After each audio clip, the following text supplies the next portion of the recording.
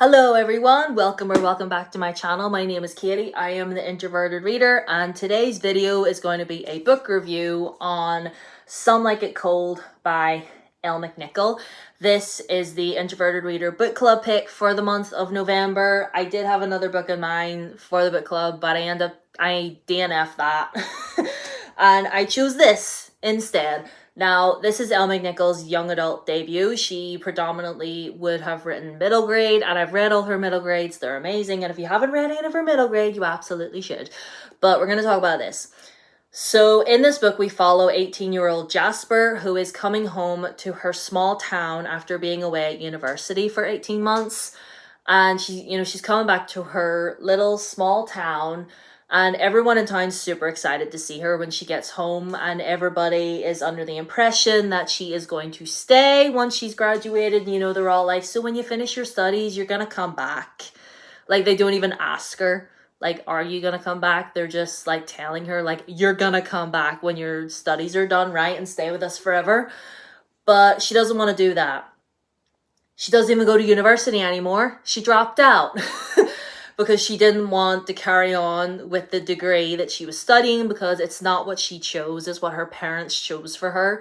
And what this book really talks about is, don't let other people choose what your life should be. Like, you have the power to decide what path you want to go on. You decide what you do or what you don't do, where you go, where you're gonna go, and all that. And I love that. I love that so much. And the fact that it was set around Christmas time as well, like, that really, it got me in the mood. And usually it takes a bit for me to get in the mood, but I'm like, oh, doing all the Christmassy things, and just, I wouldn't want to live in a small town, but this small town sounded like it'd be beautiful around Christmas time. But anyway, so we follow Jasper, and then the other main perspective that we follow is Arthur, who is the love interest of the story. And basically him and his family own the old cinema, him and his brothers. And his dad recently passed away, so they're kind of dealing with the grief of that.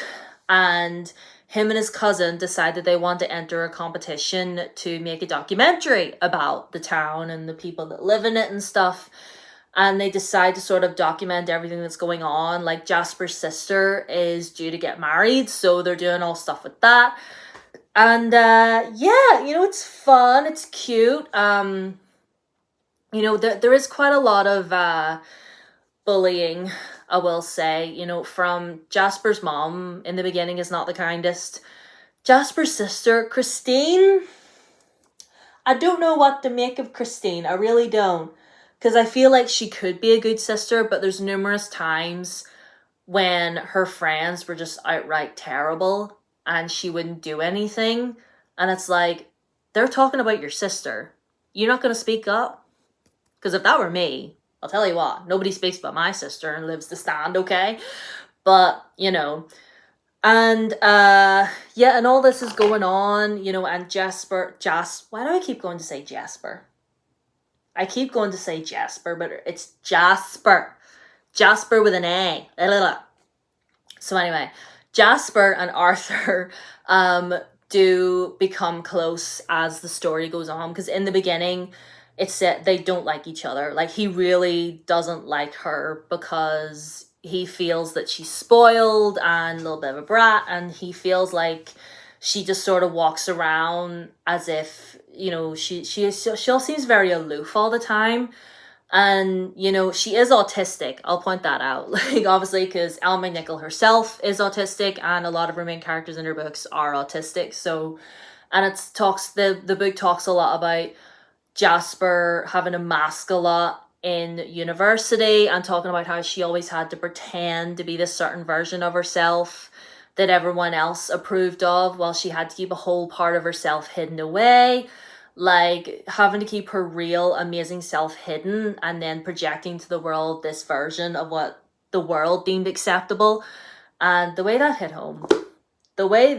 hit home.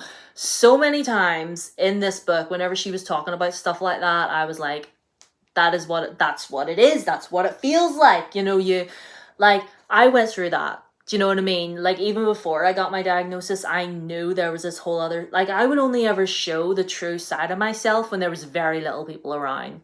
Like, even if I was just on my own. Do you know what I mean? But that is a story for another time. So, and anyway, I love this. I thought it was great. I thought it was really well done. I loved whenever Jasper finally stood up to her mom and everything and was like, listen, I'm not gonna carry on doing what you want me to do. I want to pave my own way in life and do what makes me happy, because she, throughout this book, is just this like chronic people pleaser that like does what, like, she does what everyone else wants, makes everyone else happy, but she'd be miserable. And it's like, it's not worth it if you are not happy. It's not worth it if you are uncomfortable. And she constantly does that to please other people. And I'm just like, me.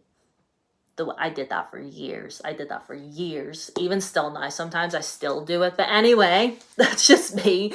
But anyway, I'll not talk too long. I'll not bend your ear anymore about this. But if you enjoy books about Christmas, if you enjoy books about small town romances, if you enjoy reading a book about a young woman finally sticking up for herself and being like, listen, this is who I am, this is what I'm gonna do, and you can support me, you cannot, but I can stand by myself, and autistic or not, I'm gonna do it. And I love Jasper so much. I love Jasper so much. And yeah. Oh, and there's this whole like other sideline where like her best friend is like trapped in like this really toxic relationship with this absolute idiot. And yes, she does stand up to her toxic boyfriend, and yes, it was beautiful. I literally had to put the book down and clap, like, yes, girl. But yeah, I could go on and on about this, but like I said, I don't want to talk your ear off too long. And it's kind of getting dark. So before we lose daylight, I love this. This was 5 stars, or maybe like a 4.5 if I'm gonna be critical. But yeah, I loved it. Let me know if you've read this and what you thought. All my socials are down below as always: Twitter, Instagram, TikTok. There's very important videos on my TikTok concerning Palestine and the Congo, so please interact with them as much as you can. Also on my TikTok, I have videos where I'm selling some K-pop albums and posters. So if you want to click on those or share them with someone who would be interested, that would be great and lovely. Leave a like so the algorithm knows you like me. Subscribe if you haven't already. Ring the bell, do all the things. Leave a comment if you want, saying hi. And yeah, I'll see you in my next video next week. Bye.